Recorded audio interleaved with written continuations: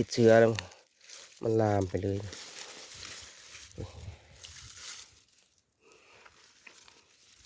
ตัวนี้อีก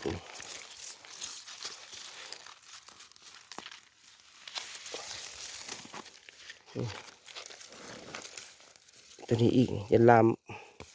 โอ้สบายดีสวัสดีพ่อแม่พี่น้องวันนี้ก็มาพบกับบ่าวสมจิตอีกเส้นเก่าเส้นเคยกับบรรยากาศในยามเช้าๆพี่น้องแสงตะเวนเริ่มจะจ้าแล้วพี่น้องบ่าวสมจิตก็มาแต่เช้าๆมาลกหญ้าสวนอ้อยช่วงนี้อ้อยก็กำลังขึ้นพี่น้องโหก็มีทีมงานทางเหนือโหเห็นแต่กุบวับวับวับพี่น้องเพิ่นก็มาลกหญ้าสวนเพิ่นมาหาเฮ็ดเวียกตอนเช้านะใครแน่พี่น้องมันบ่แดดปานใดช่วงนี้ถ้าว่าเฮ็ดกลางเว้นโอ้แดดหลายพี่น้องถ้าว่าภัยสุขภาพบ่แข็งแรงนี่แหละแทบเป็นลมเลยแหละนี่ก็เป็นแปลงสวนอ้อยของบ่าวสมจิตมันสิพอวิตหนี้วิตสินอยู่บ่พี่น้องนี่มาเบิ่งช่วยๆกันแน่นี่โครงการปลูกอ้อยนี่แม่นโครงการที่ทุนได้มาจากพี่น้องชาวไทยที่เพิ่นลงทุนอ่าตั้งโรงงานน้ำตาลอยู่แขวงสะหวรรณเขต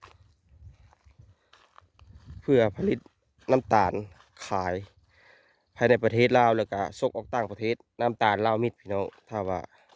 ท่านใดเคยได้ไซส์ได้ส้มได้ไซส์น้ำตาลนี่คอมเมนต์บอกว่าสมจิตในเด้อพี่น้องเด้อนี่พี่น้องหญ้ามันก็เริ่มขึ้นแล้วปลูกได้หลายเดือนเติบแล้วนี่เริ่มปลูกตั้งแต่เดือน11เดือนพฤศจิกพี่น้องเดี๋ยวนี้ก็ฮอดเดือนเมษาเลยก้าวเข้าสู่เมษาเลยพี่น้องนี่เครือกระบางบ่อนก็จะตุ้มเลยพี่น้องเป็นเครือมามุ้ยให้ดีแข้งคักนี่เครือมามุ้ยหรือว่าภาษาลาวเขาเอิ้นว่าเครือมักตุ้มแย่พี่น้องนี่ถ้าว่าเฮาบ่ลกนี่มีโอกาสช่วงตัดนี่อันตรายสุดแล้วนี่ถ้ารถตัดก็ใครแน่ถ้าคนตัดนี่งานเข้าเลยนี่ถ้าจ้างให้งานบ่เข้านี่เจ้าของเองนี่มีลุ้นเลยสองแปลงเฮี้ยงกันในแปลงว่าสมจิตก็คือว่าสีบ่เข้มข้นปานใดนี่ทางนี้ก็เป็นแปลงคนอื่นที่เพิ่นมาเฮ็ดสวนอ้อยเนาะพี่น้องมาแนะนำบริษัทนี่ส่วนว่าสมจิตก็บ่ไกลจากบ้านปานใดมาตอนเช้าก็ลัดมาก็ง่ายๆอยู่นี่บางบ่อนนี่พี่น้องบางบ่อนนี่โอ้ยผมบ่ออกเลยจักสิเฮ็ดแบบใดเฮ็ดวิธีใดถ้าเป็นว่างไปนี่ก็เสียว่างค่าคุมแล้วนี่มันสิได้ผลบ่ส่ำใดดีที่เฮาอยู่แต่ว่าขึ้นเพิ่นออกให้หนี้บริษัทนี่ก็หนักอยู่เดะพอสมควรอยู่เดี๋ยวนี้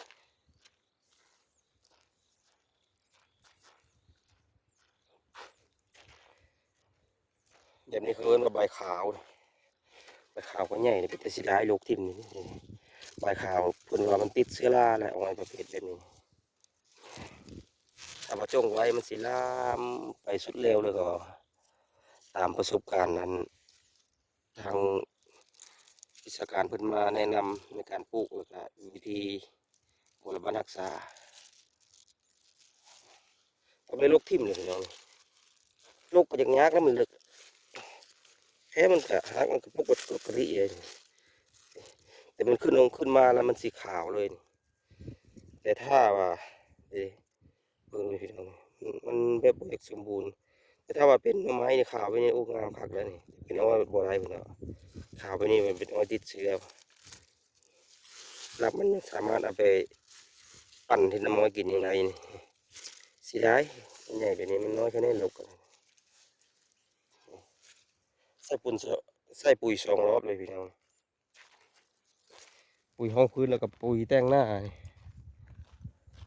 นี่โอ้เป็น100 ล้านแหละพี่น้องแต่ว่ารายได้นี่จักสิพอสำใด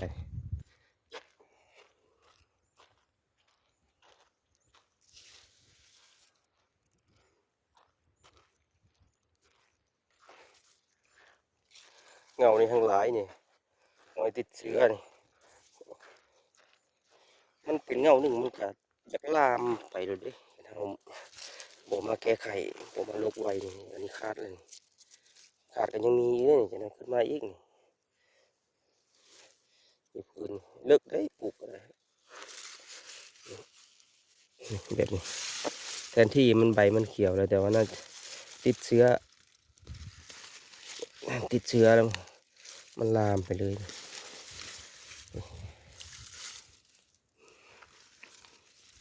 ตัวนี้อีก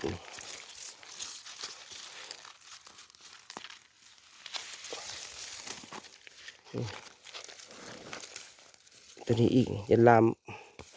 โอ้แต่สีดายังใหญ่จังใดกะแนะนำเลยเด้อพี่น้องเด้อไผเคยปลูกอ้อยประสบการณ์เป็นจังใดมันสิเป็นตาวินีวิสินนี่บ่นี่สลายนี่ก็ยังดีที่ว่าเพิ่นยังมีการส่งเสริมในการปลูกอ้อยหรือว่าการเกษตรนะพี่น้องถ้าเพิ่นบ่เอาทุนเอาฮ้อนมาให้นี่ให้เฮาหาเงินลงทุนเองนี่ถือว่าโอ้เป็นไปได้ยากแทบจะบ่ได้เลยล่ะพี่น้องเอ้ยหาเงินใส่เป็น100-200 ล้านเพื่อมาลงทุนเฮ็ดอันสวนอ้อยนี่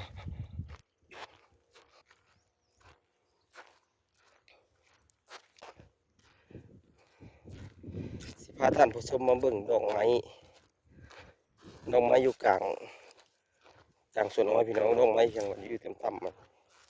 โผล่ขึ้นมาในใดในดอกอย่างนี้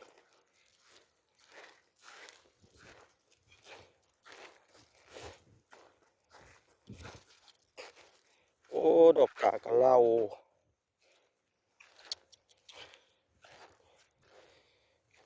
ตัวน้อยๆนี่ก็เป็นยังหายังติ่งมันพี่น้องเอ้ยปกติแถวนี้ก็มีแต่ปลากากะเหล่าแหละแต่ว่าเพิ่นบุกเบิกเฮ็ดสวนอ้อยก็ยังเหลือให้ได้แพร่พันธุ์แต่ก็บ่โดนเนาะพี่น้องเจ้าของสวนเพิ่นมาพันธุ์หุ้นแล้วก็อาจจะบ่เหลือแล้วนี่แหละเพิ่นว่าการบุกเบิกการพัฒนาคือการทำลายได้หนึ่งแล้วอย่างเสียอย่างอ่าสวนนี่ก็เริ่มใหญ่แล้วสวนนี้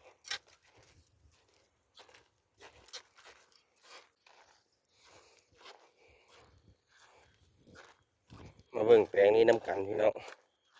แปลงนี้ก็งัวเข้ากินจนว่ายังเหลือแต่ที่ดินและสวงหนึ่งฝนตกมา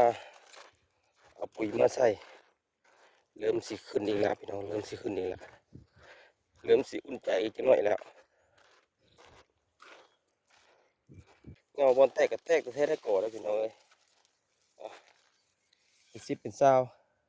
บอลบ่มีกับบ่มีบอลบอกกับบ่เสมอทางที่ปลูกก็ปลูกซ้ำเดียวคือเดียวตัวทมคักตัวบ่คักตัวมันดินมันแคบมันออกไวออกดีแล้วแตกหน่อออกหลายกว่านั้นได้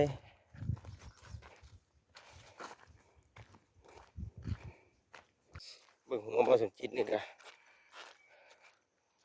มาเสริมเติมอีก2 1 4 3 5ยังบ่ได้ทำไมเพิ่มอีกงัวน้อยมันรอดเข้า